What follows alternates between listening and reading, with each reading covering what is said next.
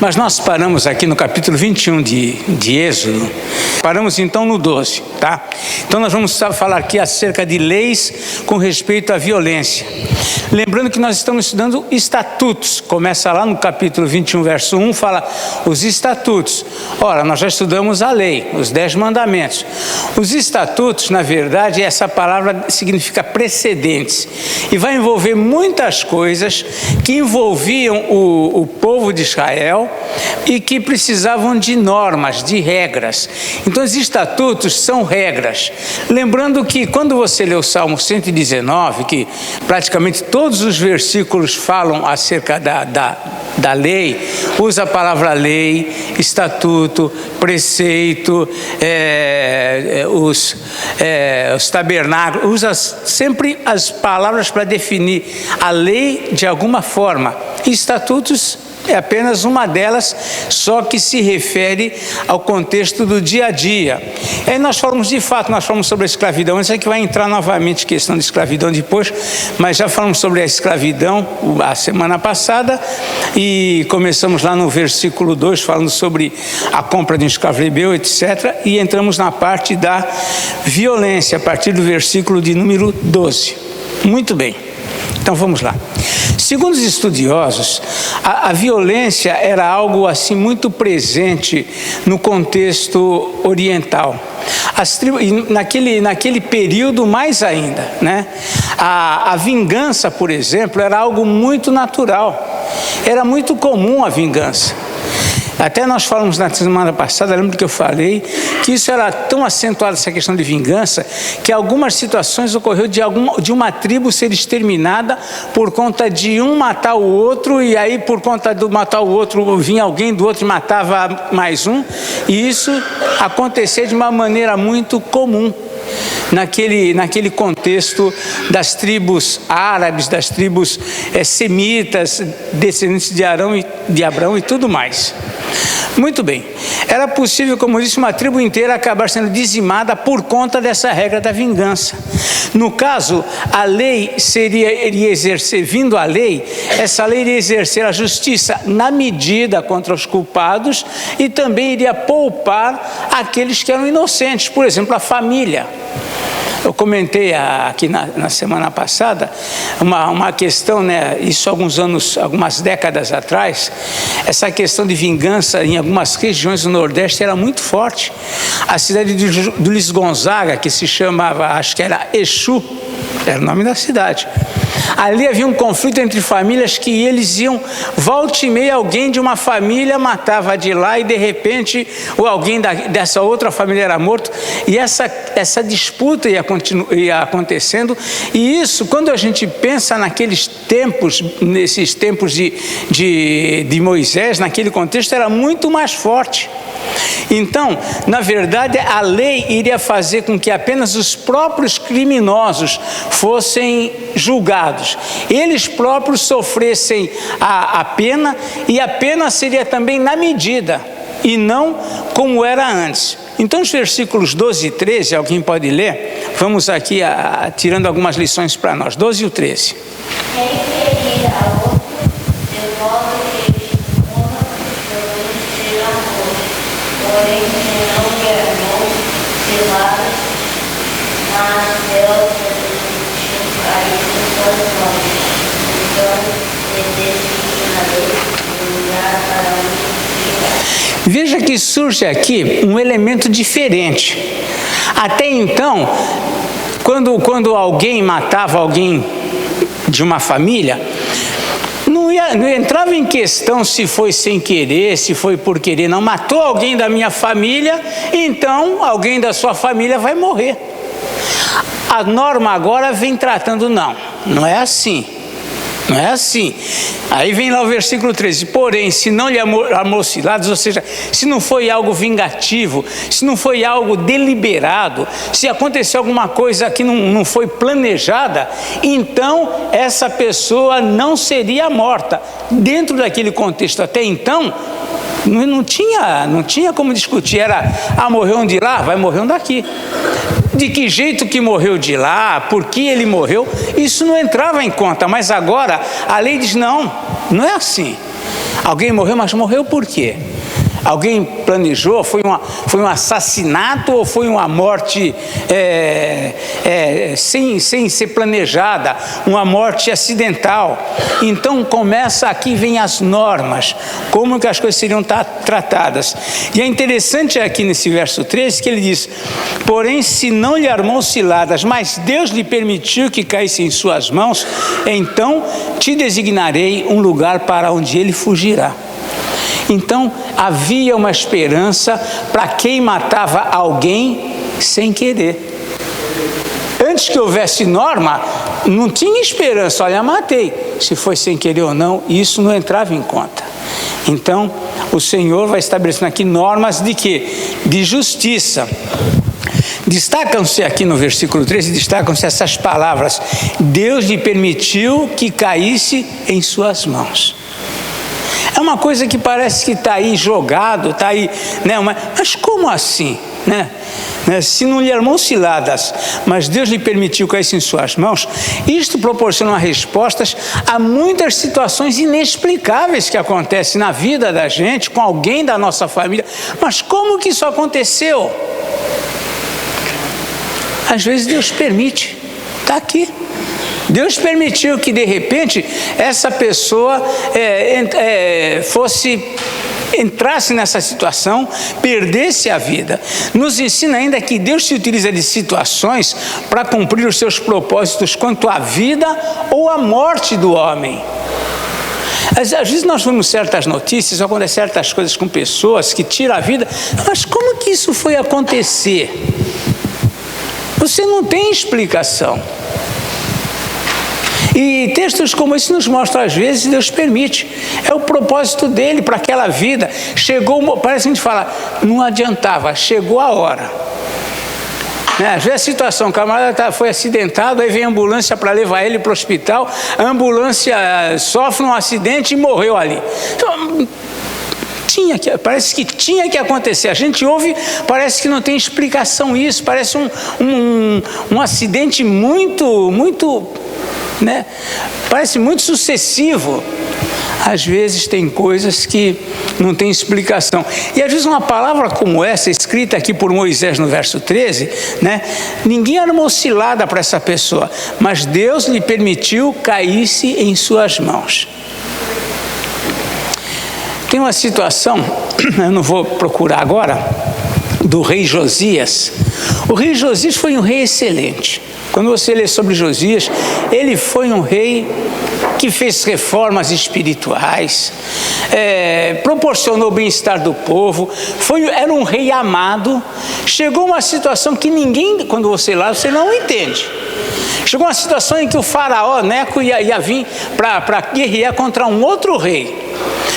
A Bíblia não explica o porquê Josias foi interferir nessa briga. E aí o faraó falou para ele: não entra nessa, porque Deus me falou que se você entrar, você vai perder. Uma coisa assim, eu estou aqui parafraseando.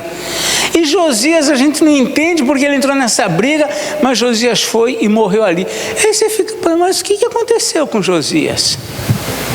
Tem coisas que nós não entendemos, seja com Josias, seja na vida de alguém que a gente conhece, mas como que isso foi acontecer? Por que foi passar ali naquela hora? Como que foi naquela hora acontecer não sei o quê? Deus lhe permitiu caísse em suas mãos, e Moisés não fica aqui detalhando como que é isso que pode acontecer. Ele apenas esclarece: Deus permitiu que ele caísse nas suas mãos. Mas, indo para frente, vemos também que Deus provê livramento para o mal não intencional. Então, Deus permitiu, então te designarei um lugar para onde fugirá. Ou seja, esse que matou sem querer vai ter um lugar onde ele vai conseguir fugir do quem? Do vingador. Nós vamos ler mais para frente quem que é o vingador. Dentro do judaísmo, naquele contexto, as famílias tinham alguém que era um protetor, que era alguém da família que ia defender, ou ia defender a honra, ou ia vingar o sangue daquele que foi morto. Às vezes era um irmão mais velho, mas alguém ia vingar o irmão daquele que foi morto. Você já percebeu que Israel tem muito disso? De vez em quando você ouve, olha, lá do Hamas jogou uma bomba lá em Israel, matou um. Pode ter certeza. Dali a pouco vai morrer, mas vai ser um outro tanto lá do Hamas. E por quê? Porque essa é a lei conforme eles entendem. O olho por olho, dente por dente continua presente, porque para eles não existe, não tem Novo Testamento. É a lei. É essa a ideia. Então, nós vemos que aqui, nesse contexto, Deus provê o livramento para o mal não intencional. Conforme o verso 14, a justiça, entretanto, era severa quando o mal era cometido intencionalmente. Podem ler o 14, alguém? Pode ler. Sim.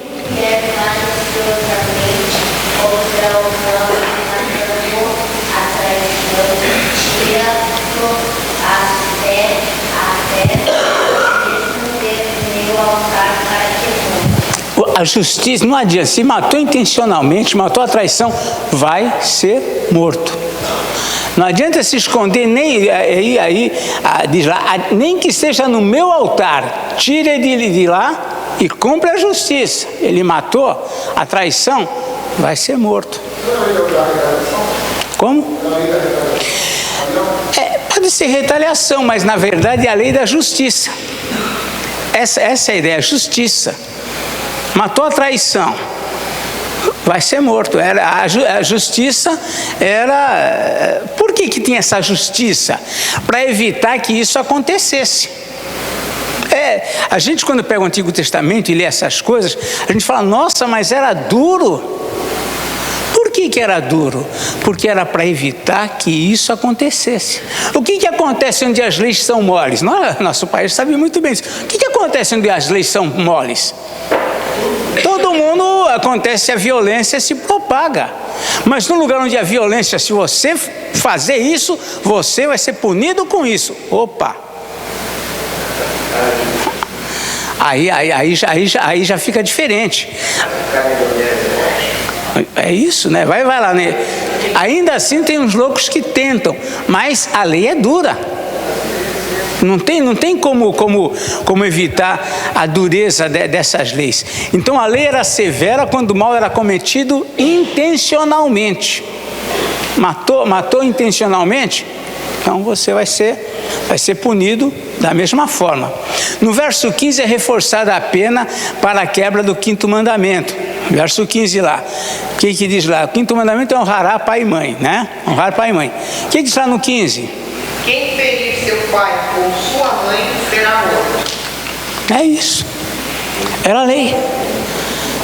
Então ninguém ia levantar a mão contra um pai, contra uma mãe, porque seria morto. Era a lei, segundo a lei, os pais deviam ser honrados. Então nós vemos que nesses estatutos vocês vão percebendo que cada verso que a gente vai lendo, cada lei, cada estatuto que você vai lendo, ele está atrelado a um mandamento. É como se nos estatutos o Senhor fosse, digamos assim, detalhando o que a lei determinava. Vamos ler agora mais alguns versículos aqui, lembrando também sobre o rapto, né? Hoje em dia infelizmente é comum isso acontecer, alguns passam por essa experiência do rapto, do sequestro, né? Tem o sequestro, e isso era um crime que era punido de que forma? Versículo 16, o que raptar alguém e o vender ou for achado na sua mão será morto. Se raptar alguém, isso acontecia. Quem fez isso que nós sabemos? Os irmãos de José, né? Venderam José e falaram para o pai que ele tinha morrido. Segundo a lei, morte, né? Então a lei era dura, mas era para que não houvesse crime. Versículo 17, ainda também naquela mesma ideia lá do honrar pai e mãe. O que diz lá? 17, quem? Quem amaldiçoar seu pai ou sua mãe. Isso, criançada está lendo, está vendo? Honrar pai e mãe. Amaldiçoar pai e mãe morte. Tinham que ser honrados, tinham que ser respeitados, né? Tinham que ser... a autoridade deles tinha que prevalecer. E vem mais, aqui algumas situações mais assim, próprias daquele contexto que eles viviam, daquela cultura inclusive. Versículos 18 e 19, pode ler alguém? Se dois brigarem impedindo um ao outro com pedra ou com punho, e o ferido não morrer, mas cair no campo, ele se tornar a levantar-se a andar fora apoiado ao seu bordão, então será absolvado aquele que o feriu, somente ele para parar o tempo que perdeu Deus para curar-se. Qual é o princípio do mandamento nesses dois versículos? Como que você interpretaria o princípio desse mandamento? Não, mas eu quero o literal. Qual que é a ideia? É o seguinte, não entra numa briga. Não briga. Se você entrar numa briga e ferir o outro, o que acontece numa briga? Graças a Deus a gente não vive aqui num ambiente de assistir essas coisas, mas todo mundo perde a cabeça. E o mandamento diz, tudo você vai brigar, vai brigar? Então olha lá, se brigar, se você ferir outro com pedra ou com punho, se ele morrer, se ele não morrer, né? Se ele não morrer, mas cair de cama, então você vai orar depois para ele ficar em pé e levantar. Olha a situação. E vai sustentar ele enquanto ele está. Você fala também que tem aquele ditado que diz que quem apanha não esquece, quem bate esquece. Quem bate esquece. Tem disso. Ou seja, o melhor é não brigar, né? A ideia e o princípio que está aqui é não briga, porque se você brigar e acontecer essas coisas, você vai prestar conta. Então os mandamentos eram mandamentos para evitar que tudo isso pudesse acontecer, né? Então se ele se levantar apoiado no seu bordão, então vai ser absolvido o que o feriu. Somente ele pagará o quê? O tempo que perdeu, você vai ter prejuízo. Então não entra numa briga. Essa era a ideia, né? Evita isso. Então...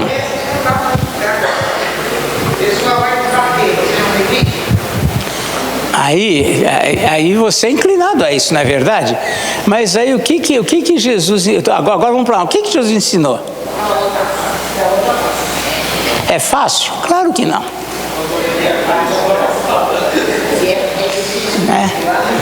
Então a gente percebe, né?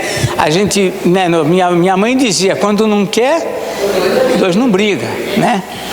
Então tem lá Provérbios, acho que é 15, né?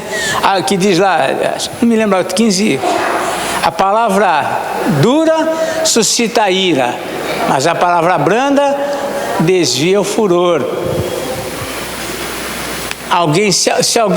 Agora se os dois partirem para ignorância, forem para agressão, aí alguém poderá sofrer essa situação que está aqui nos versículos. Então, ou seja, tudo isso levava o que? As pessoas antes de brigar, deixa eu pensar o que eu posso, o que isso pode me trazer de prejuízo. Então, as leis vinham para... Imagina que antes disso não tinha lei. Antes dessas palavras aqui, não tinha lei. Brigava, depois se chama Moisés, como é que a gente vai fazer agora?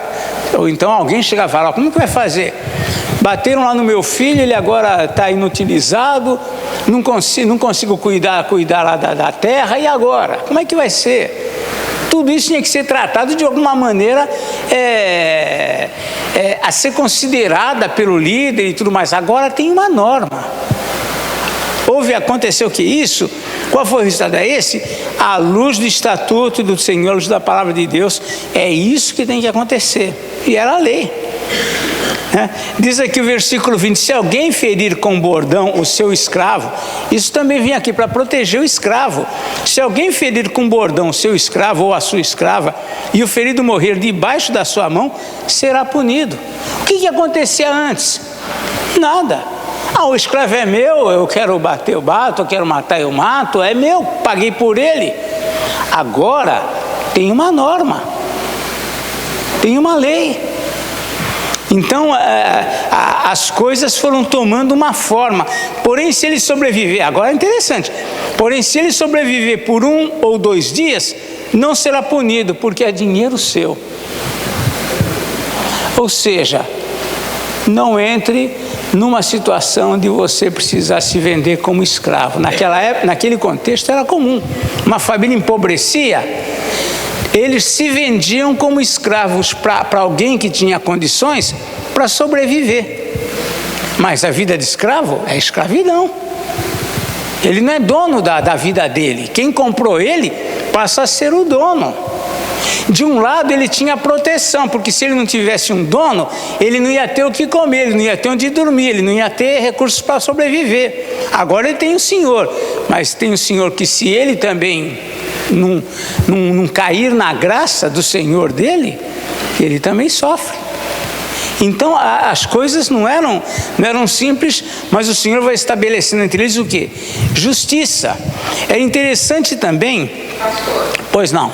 o senhor acha justo? Ele vai bater no escravo, se ele morrer nessa hora, tudo bem, a gente vai comigo e bateu. Agora, se o escravo agonizando 2 dias, aí tudo bem? Você está analisando a situação com uma mentalidade século 21.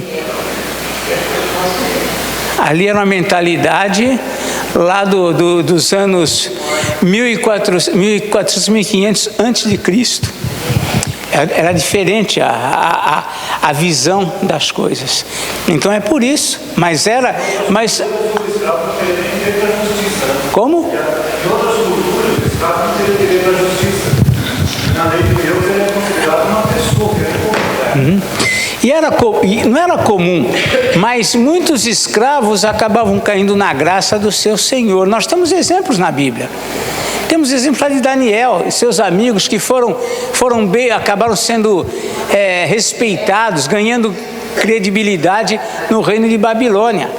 É interessante que Deus fazia e faz, tem o poder de fazer com que os seus servos ganhem o respeito, ganhem a afeição dos seus donos.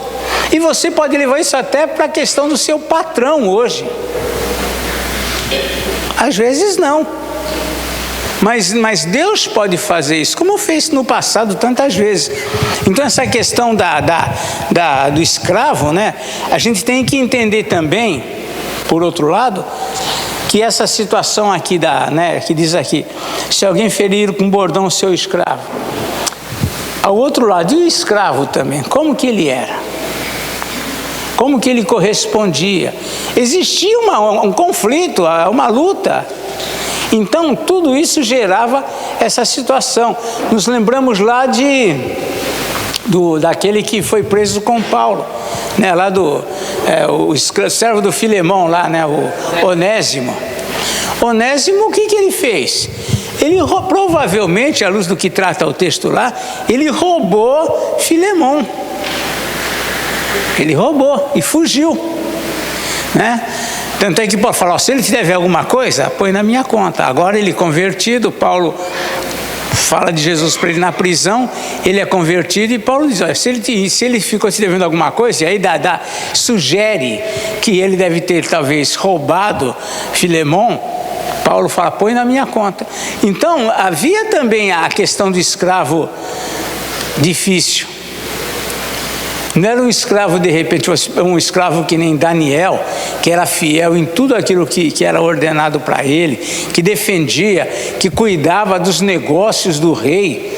Nem todo escravo era alguém dócil, alguém que tratava bem o seu senhor.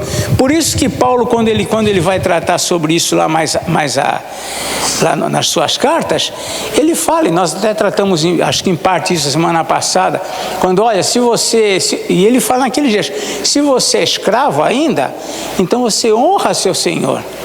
Vocês que são senhores, tratem bem os seus escravos. Ele não pede para mudar a situação do escravo, deixar de ser escravo porque foi convertido.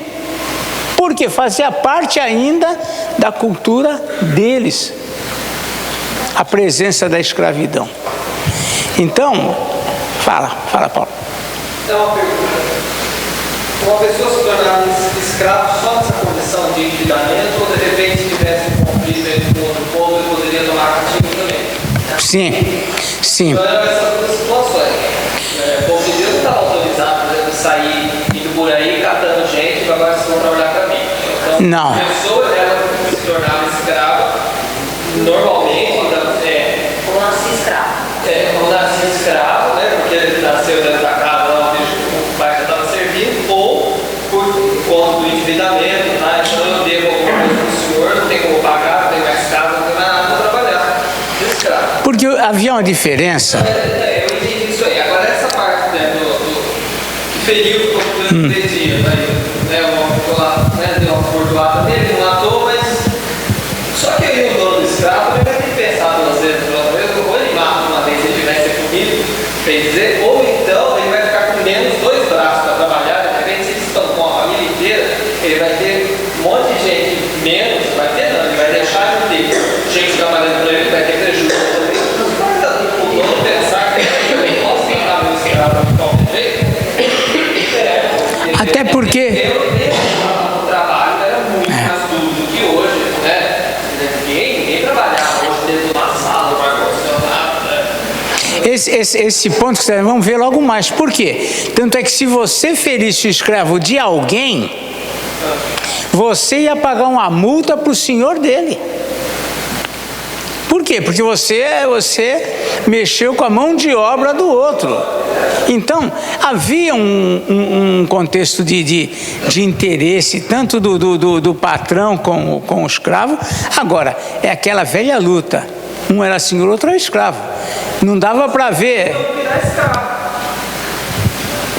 Então, essa escravidão, ela veio a acontecer e muitos se sujeitavam. Por quê? A pessoa, nós vamos ver isso depois também. Havia 2 tipos de mão de obra naqueles dias. Bom, primeiro, a mão de obra do próprio dono da terra. Segundo tipo, um escravo. Terceiro tipo, um jornaleiro. Quem que era o jornaleiro? Ele não vendia jornal, não era isso. O jornaleiro trabalhava e ganhava no fim do dia. Esse era o jornaleiro, quando você olha na Bíblia, jornaleiro. O que acontecia? Ele entrava de manhã, à tarde ele recebia o que ele trabalhou. Só que se a pessoa não tivesse onde dormir, onde comer, onde ficar, e ficasse no estado de penúria, nem como jornaleiro ele conseguiria. Então ele tinha que ser escravo. Mas nós vamos ver situações já em que o escravo, em algumas situações, ele podia acabar ficando livre. Quando ele ficava livre, aí ele podia trabalhar como jornaleiro, porque ele não era escravo. Ele podia prestar serviço e ganhar. O problema é que se ninguém desse trabalho para ele, aí sim ele entrava numa situação de escravidão novamente. Era a saída dele. Até nós falamos, por exemplo, aqui hoje nós vemos muita gente, pessoal que vive nas ruas. Não tem para onde ir. Chegaram nesse quadro. Numa cultura dessa como Israel, alguém que fosse chegando nesse quadro e não quisesse ficar, ele tinha uma saída. Qual era a saída? Se vender como escravo para alguém. Geralmente isso acontecia quando ele já estava endividado, quando ele ia pedindo emprestado e não conseguia pagar. Chegava uma hora que ele se vendia como escravo, às vezes até a família, para poder ser sustentado, para poder sobreviver. Ele estava numa posição que ele comeu o que ele dava nos corpos. Exatamente. Então ele voltava para o pai dele. E quando ele volta para o pai, ele fala: trata-me como um dos teus servos. Por quê? Porque os servos, que eram os escravos, na casa do pai dele, tinham que comer, tinham que vestir. Então, é uma situação complicada, mas ao mesmo tempo tratava de um problema social que hoje nós não conseguimos resolver. Hoje nós não conseguimos resolver um problema social desse. Muita gente pelas ruas, não tem para onde ir, acabou. Naquele contexto, pelo menos dessa parte, eles tratavam. Então nós vemos aqui que haviam então os escravos rebeldes e haviam os escravos obedientes. Como uma empresa hoje, uma empresa hoje tem funcionários excelentes, que o patrão sabe que pode contar com ele a qualquer hora, mas ele sabe que tem alguns ali, que se ele virar as costas, ele é engolido. Então, assim também era essa questão. Por outro lado, o comprador do escravo não deveria sentir-se exclusivamente o seu dono. Por quê? Porque afinal, tudo pertence a Deus. O judeu, ele tinha que ter um senso disso. E esse senso de que tudo pertencia a Deus, já é uma situação do Antigo Testamento. Davi escreve isso lá em Provérbios, Provérbios não, 1 Crônicas 29, ele fala, tudo vem de ti, tudo pertence ao Senhor. E escravo não era diferente. Então, ao mesmo tempo que ele era senhor de um escravo, ele sabia que havia um senhor sobre ele que iria cobrar dele esse tipo de tratamento, esse tipo de regra com respeito ao seu escravo. E nós vimos também que havia uma situação dentro do povo judeu. Havia uma situação de relacionamento deles com escravos judeus e com escravos que não eram judeus. Salomão, por exemplo, ele não tinha nenhum escravo na época dele, ele não tinha escravos judeus, ele comprava escravos de outros, mas escravo judeu ele não tinha. Então essa situação era uma situação que foi sempre muito complicada, inclusive naquele meio. Vemos ainda aqui, é válido considerar a possibilidade de que a escravidão fosse uma punição a um povo, família ou indivíduo. A escravidão também era uma punição. Às vezes nós vemos pessoas que não trabalham, hoje não temos escravidão, mas tem gente que não trabalha, não administra bem a sua vida, não administra bem o que tem, gasta tudo o que ganha. Naquele contexto era uma pessoa que estava, e naquele contexto também tinha, não precisa ter um shopping para o pessoal ter essa visão. Naquela época também o pessoal não administrava. Quando você lê Provérbios, já vai ter com a formiga, ó preguiçoso. Por quê? Naquela época também tinha os preguiçosos. Então, muita gente empobrecia porque não trabalhava. E isso trazia o quê? Trazia essa infelicidade para a família toda. Então, a escravidão, às vezes, também era uma punição por conta da conduta da pessoa. Por conta da falta de trabalhar, da falta de administrar. Então, era uma punição para uma família, para um indivíduo, às vezes até para um povo. Às vezes um povo era tomado pelo outro. Israel não foi escravo lá de Babilônia? Não foi levado como escravo para a Síria? Punição de Deus. Então a escravidão era uma situação que Deus, aí entra o Senhor administrando todas essas situações que ocorriam naquele contexto. Deus mesmo entregou seu povo para se tornar escravo de Nabucodonosor. Mas Deus mesmo nessa escravidão fez com que Daniel, Sadraque, Mesaque, certamente tinham outros, esses se destacam ali porque estão na história aqui. Certamente outros ganharam o quê? A confiança do rei.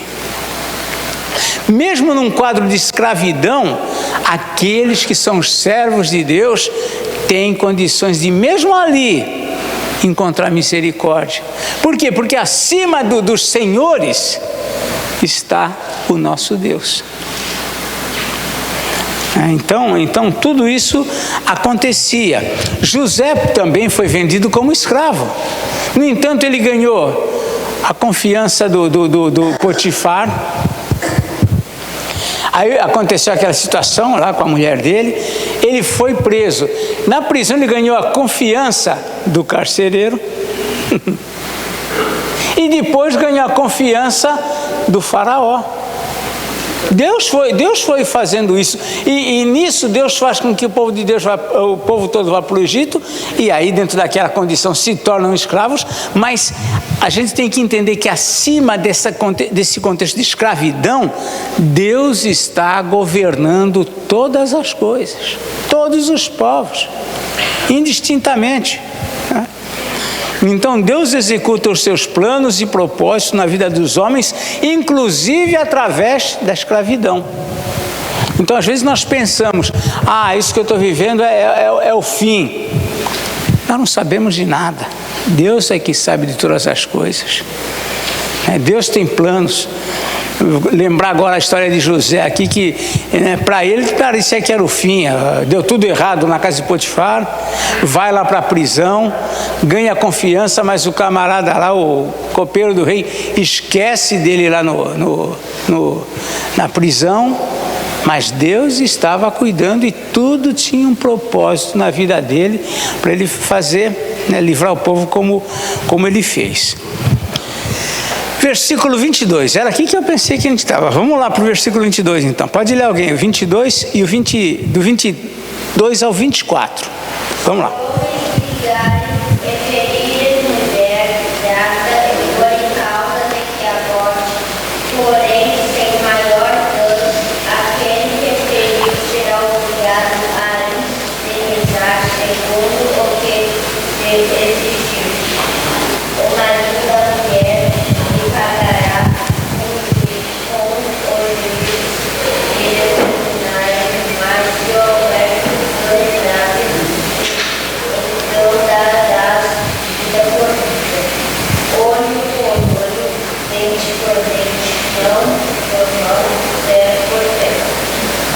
Muito bem, então vamos parar aqui no versículo 24 e vamos falar um pouquinho sobre isso. Aqui é tratado uma situação do quê? De um aborto, possível morte por aborto. É interessante aqui, no verso 22, assim: se homens brigarem, ferirem uma mulher grávida e forem causa de que aborte. Esse aborto aqui é interessante, está lá no livro do Douglas, lá da palavra-chave. O que acontece? Essa palavra aborto é se as crianças saírem. Esse sair não quer dizer morrerem. Às vezes um aborto é provocado, mas nesse aborto, no que as crianças saem, que é o que está lá, não quer dizer que houve morte. Provoque uma prematuridade ali. A ideia não está aqui que as crianças morram. Então, veja só, olha, dá a impressão de que parece que aconteceu alguma coisa e é por isso que está escrito aqui. De homens brigarem e uma mulher interferir naquela situação de briga entre eles, e nessa situação que acontece, eles ferem a mulher grávida, alguma coisa, e forem causa de que aborte, porém sem maior dano, ou seja, não houve morte. Essa é a ideia, Não houve morte. Aquele que feriu será obrigado a indenizar segundo o que lhe exigir o marido da mulher. Ele vai ter que pagar uma multa, uma pena por isso. Ele vai ser penalizado por isso e pagará como os juízes determinarem. Juízes geralmente eram os anciãos, eram os líderes. Moisés tinha levantado em cada tribo de Israel, eram 12 tribos, cada tribo tinha os seus líderes. Geralmente eram os príncipes da nação. Então eles que julgavam normalmente essas coisas. Geralmente eles também faziam isso na porta da cidade. Muitas situações eram julgadas na porta da cidade. É como que um ponto desses acontecimentos importantes. Era ali, Os anciãos ficavam ali. Então nós vemos aqui que nesse contexto, os juízes iam determinar quanto eles iam pagar para o pai, no caso, o marido da mulher, por conta daquilo lá. Mas olha só versículos 23 e 24 agora vem. Mas se houver o quê? Dano grave. Aí, o que diz lá? Então darás vida por vida, olho por olho, dente por dente, mão por mão, pé por pé, queimadura por queimadura, diz o 25, ferimento por ferimento, golpe por golpe. Se alguém ferir o olho dos... Aí vai novamente entrar na questão do escravo. Então nós vemos que a questão era o seguinte, olha, não entra em briga, toma cuidado.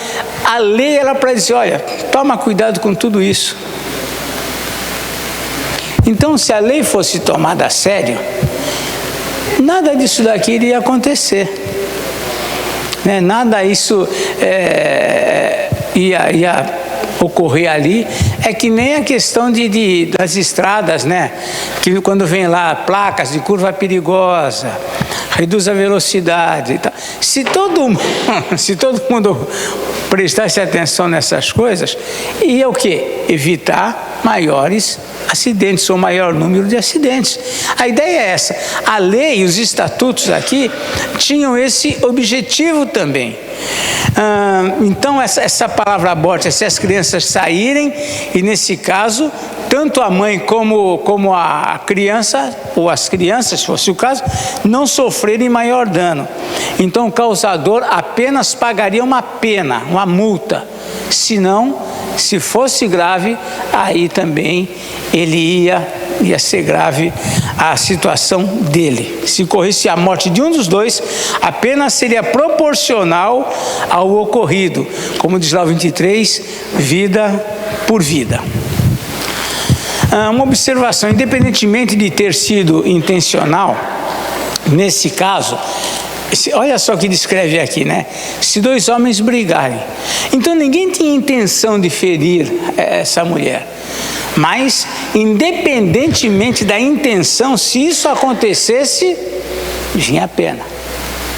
Se isso acontecesse, eles iriam pagar por essa negligência. Ou seja, a partir do momento que eles entram numa situação de violência e tem uma mulher grávida por perto, eles deveriam parar.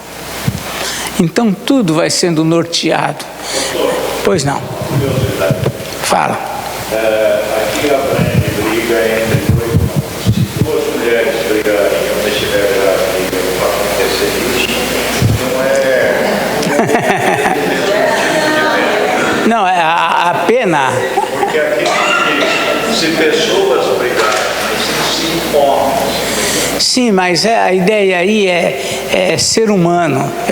Por exemplo, a gente vai ver lá na frente, isso daí devia ser uma coisa como esse negócio de dois homens brigarem e a mulher entrar no meio. Tem lá na frente, tem outra situação, por exemplo, que os dois homens estão brigando e uma mulher entra, a gente vai ver lá uma coisa estranha, mas entra a mulher e toma o partido de um e vai atrapalhar a briga pegando um no outro onde não devia. E isso faz com que a mulher também seja punida. Então essas questões, por isso que o que nós estamos vendo é dentro inclusive de uma cultura que até então caminhava sem lei, sem regras, sem normas. Agora está sendo normatizado. Então ele cita alguns casos que a gente hoje não imagina essa situação, mas vem descrevendo aqui. A gente vai ver já essa situação aqui, o que aconteceria. Fala, quem?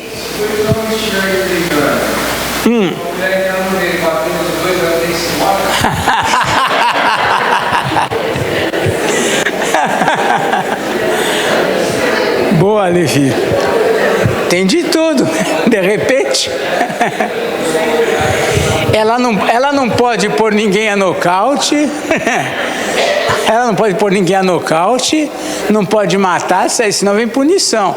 Mas dentro do que acontece aqui na história, se é uma briga que todo mundo sai inteiro depois, a Bíblia não traz nenhuma regra para isso, né? Não pode machucar. Tenta entrar numa briga sem machucar ninguém. Muito bem, então nós vemos aqui, essa situação aqui era algo que poderia acontecer e que vem sendo aqui tratado, tinha que haver punição. O versículo 26 diz assim: se alguém ferir o olho do seu escravo ou o olho da sua escrava e o inutilizar, deixá-lo-á ir forro pelo seu olho. Aí volta novamente aquela situação. O que está acontecendo aqui? Se um senhor fosse bater, fosse ferir o escravo, ele foi desobediente, vai bater nele, e porventura inutilizasse o olho dele, ele tinha que dar liberdade para esse escravo. Ele seria despedido, digamos assim, se fosse judeu, lembram quando nós lemos sobre os judeus eles ficavam escravos, ele podia ser escravizado, mas durante 6 anos, no 7º ele era livre. Aqui não está tratando a questão do escravo judeu, aqui é um escravo comum, não tinha tempo de libertação mais, mas se ele ferisse escravo, ele perdesse um olho, ele poderia ser livre. Aí ele podia trabalhar como jornaleiro, né, ganhando seu pão e recebendo no final do dia. Enfim, ele saía da condição de escravidão dele. Muito bem, e se com violência fizer cair um dente do seu escravo ou da sua escrava, deixá-lo ir também forro, ou seja, livre pelo seu dente. Então existia algumas regras, o camarada vai bater no escravo, agora ele tem que pensar 2 vezes antes de bater, ele tem que pensar que se ele ferir, ele pode ser punido, ou seja, vem regras. O Senhor vai estabelecendo regras que não tinham. Então nós podemos imaginar como que era um relacionamento desse sem regras. Não tinha lei, agora tem lei. Agora tem um norte aqui, né? O versículo 28, são princípios que a gente vai vendo aqui. Se algum boi chifrar homem ou mulher que morra a pessoa, não é o boi, morra, o boi será apedrejado e não lhe comerão a carne, mas o dono do boi será absolvido, né? Se ferir um homem e mulher, mas não morrer esses que foram feridos. Tem um detalhe aí, porque se morrer, né? Aí vem lá o versículo seguinte, né? Vem lá, mas se o 29, o 28, sim, assim, aí vem 28. Se algum boi chifrar homem e mulher que morra, assim, o boi será apedrejado e a carne não lhe comerão. Por quê? Porque ele é amaldiçoado, ele matou alguém, mas o dono do boi será absolvido. Mas o versículo 29 vai explicar esse caso melhor. Vamos ler o 29, olha lá. Mas se o boi dantes era dado a chifrar, e o seu dono era disso conhecedor, e não o prendeu, e o boi matar homem e mulher, o boi será apedrejado, e também o dono vai ser morto, vai ser responsabilizado, porque ele sabia que o boi era violento e não o prendeu. Talvez naquele tempo o povo tivesse cachorro bravo em casa, mas se o Alan tivesse aqui, ele ia aplicar essa lei lá no vizinho dele, que abriu o portão lá e o cachorro avançou nele. Então, a gente vai vendo que essas coisas eram coisas corriqueiras. Imagina Moisés com 600 mil lá que ele tinha que cuidar, todos os dias fazia fila de gente para contar casos como esse. E agora tem uma norma, tem uma lei. Como que vai agir diante disso, né? Então, isso traz responsabilidade. Se você sabe que tem alguma coisa que você tem que pode causar mal para alguém, evita isso. Você tem um cachorro que morde, deixa ele muito bem preso. É a ideia. Se você tem problemas para dirigir, se você não é um bom motorista, ande com muito cuidado, porque você já sabe que você não é um bom motorista. Tudo isso traz princípios de cuidados que nós precisamos ter, né? Traz princípios nesse sentido. Não adianta a gente ler aqui esse texto e pensar só em boi. Não tenho boi, isso aí não serve de nada para mim. Mas você pode ter alguma coisa que é perigosa, que pode fazer mal para alguém. né? Você tem uma coisa na sua casa que se alguma criança for mexer, ela pode se machucar. Você deve, dentro do possível, colocar esse objeto fora do alcance das crianças. É seu dever. É isso que está tratando. Você já sabe que esse boi pode chifrar? Prende ele, dá um jeito. Aplica isso a tudo, né? Aplica-se esse princípio a tudo mais. Se lhe for exigido resgate, dará. Então, como o resgate da sua vida, vai dar tudo que for exigido. Então, existe essa possibilidade. O camarada tinha um boi, sabia que ele podia ferir alguém, sabia que ele era dado à violência, não prendeu, ele acabou matando alguém. Mas alguém da família fala, tudo bem, você não vai morrer, mas você vai me dar tudo o que você tem. Ou então negociava, é o que está dizendo aqui. Ou seja, a pessoa vai ser penalizada. Não é hoje como motorista, a lei do trânsito, que o camarada mata, aí ele se apresenta, paga uma taxa lá não sei do que, e vai embora para casa e fica em liberdade. Volta e meia acontece aí, alguém matou, mas ele já estava sem carteira, já tinha matado alguém lá atrás, matou de novo. Havia uma penalização, pelo menos deveria ser penalizado. Agora, é curioso que essa penalização toda poderia não acontecer. Sabe por quê? Vemos lá, para a gente encerrar, Deuteronômio 19, 21. A gente vai entender por que está aqui essa palavra. 19, 21. Olha o que o Senhor está dizendo aqui, o que Moisés registra aqui. Sobre alguém que tinha que sofrer a pena. Como que era isso? Olha lá. Não olharás com piedade, vida por vida, olho por olho, dente por dente, mão por mão, pé por pé. Por que esse não olharás com piedade? Depois que o camarada matou, aí ele, mas olha, eu fiquei nervoso, eu fiquei nervoso, eu peguei, matei. Não olharás com piedade, você vai cumprir o quê? A lei, a justiça deve ser feita. Muitas vezes hoje acontece onde? Dentro de casa. A criança fez uma, fez duas, fez três, fez quatro, zomba, aí o pai chega lá, a criança brinca com ele e fala, pai, que engraçadinho, pronto, acabou. Cumpra a lei, cumpra a disciplina. Os princípios não precisa ser exatamente o que está aqui. Veja o que está dizendo, olha, se deve haver disciplina, discipline. É para o seu bem, é para o bem da criança, é para que você não venha ser envergonhado depois, é para que você tenha autoridade. Quando você falar da outra vez, ela vai, opa, a última vez aconteceu e vai acontecer de novo se eu não respeitar. Não olharás com piedade. Então aqui provavelmente, Moisés, o Senhor está tratando uma situação de que podia ocorrer de muitos depois que fez o mal,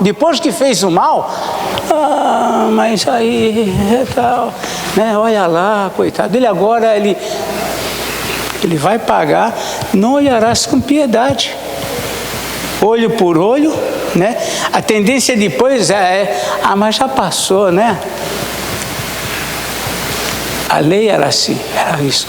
Aí a gente fala, puxa, mas isso é cruel. Mas no que um sofria, 300 na fila ali que iam fazer a mesma coisa, já falava, olha, não adianta depois que eu fizer, eu ficar com cara triste. Aí a pessoa também, muitos viram um ator, né? Quando a situação, a gente brinca, né? Também não sei, Deus quem sabe. Mas quando chegou essa época agora, o Maluf fez um monte de coisa. Aí no final ele já tem idade, né? Então agora o Maluf está doente.